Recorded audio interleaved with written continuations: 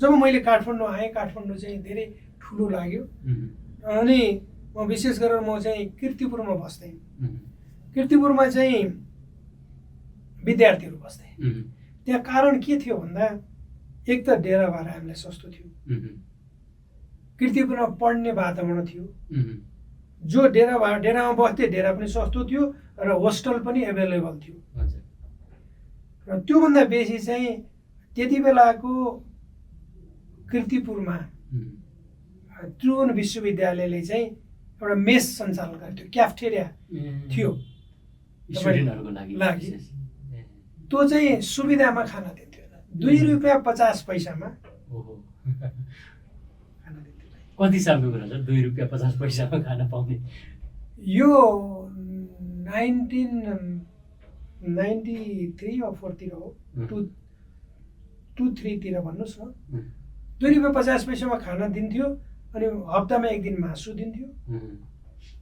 अनि त्यसपछि मासु नखानेलाई मिठाई दही दिन्थ्यो।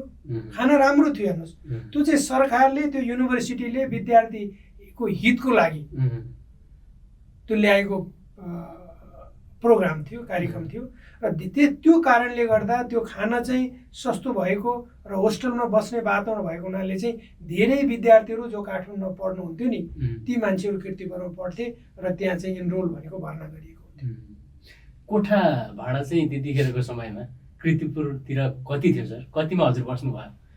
कीर्तिपुरमा चाहिँ अहिले पनि त्यो, पहिले चाहिँ म एउटा भाडामा बसेँ।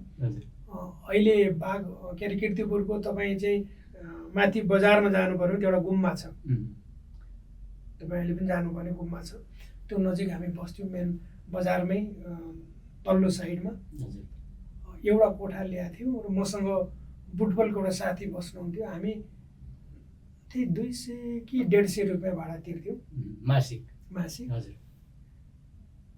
अनि पानीको समस्या थियो कीर्तिपुरमा, आउँथ्यो अलिअलि, त्यो समस्या थियो। तर हामी लुगा धुनको लागि चाहिँ तपाईँलाई भत्केको पार्टी भन्ने चाहिँ अहिले पनि तपाईँ पर जान्थ्यौँ, अरू अलि परतिर जान्थ्यौँ, गएको थियौँ। तर लाइफ बडो मिठो थियो। मिठो भनेको हामीलाई कुनै पनि के अरे ऊ थिएन, असहज थिएन क्या। हामी पानी बोकेर ल्याउँथ्यौँ है, खानको लागि धाराबाट पानी बोकेर ल्याउँथ्यौँ। अनि हामीसँग पैसा पनि हुँदैन थियो, विद्यार्थी थियौँ, तर पनि पुग्थ्यो। के अरे होटलहरूमा सबै मान्छेहरूलाई हामीले चिनेको थियौँ। अनि कसले कहाँ खाजा खाने त्यहाँ थियो होइन, कसले के ल्याउने, अनि दिन्थ्यो सबै मान्छेले। अनि हामी चिन्ता र फिक्री नभएको जीवन चाहिँ हामी आनन्दले बिताउँथ्यौँ।